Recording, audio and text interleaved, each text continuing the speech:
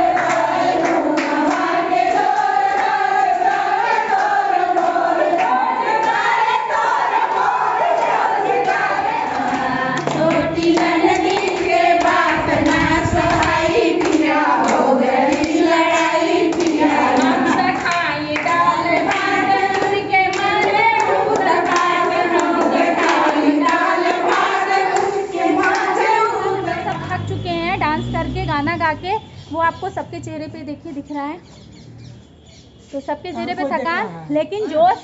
अच्छा ये भाभी नहीं दिख रही हैं, भाभी आइए, ये भाभी नहीं दिख रही हैं।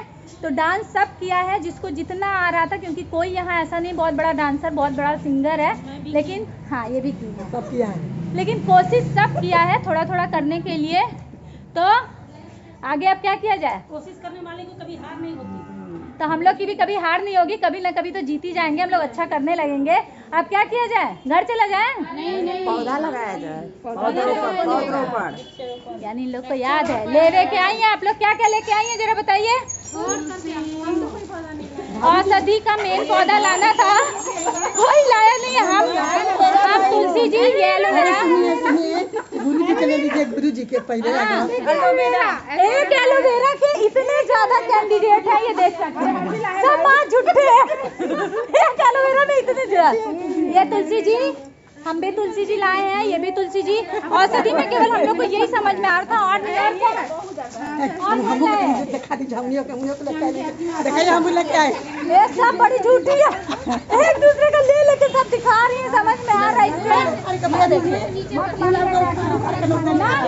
मेरी तुलसी जी कहाँ गई? और देखिए ये सब अपना अपना लिए हैं, सब बड़े झूठे हैं, एक दूसरे का ले लेके दावेदारी खुद की बता रहे हैं ये लोग। ये लोग अजवाइन का पौधा लगा रहे हैं। नहीं आ रहा है संगीता भाभी, तुलसी भाभी आप दूसरा पौधा नहीं है, आप लोग तुलसी लगाते हैं, हम लगाते हैं।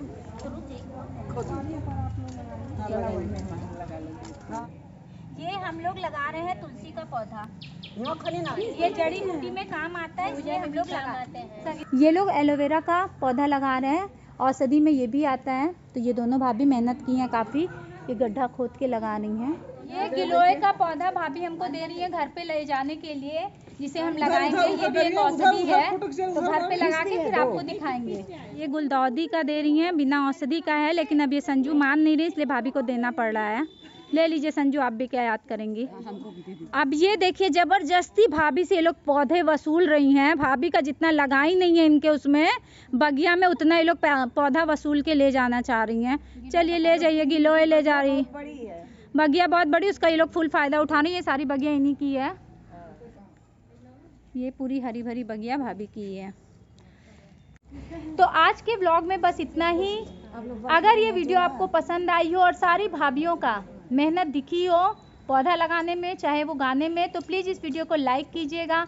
मेरे चैनल पे फर्स्ट टाइम है तो मेरे चैनल को सब्सक्राइब कीजिएगा। ये लोग को बाय पहले करना है, ये नहीं बोलना है कि सब्सक्राइब कीजिए, लाइक कीजिए। ये मेरी भाभियाँ हैं महा बेकार, इन लोग को बस सब्सक्राइब करिए। चलिए नेक्स्ट व्लॉग में मिलते हैं, तब तक के लिए गुड बाय।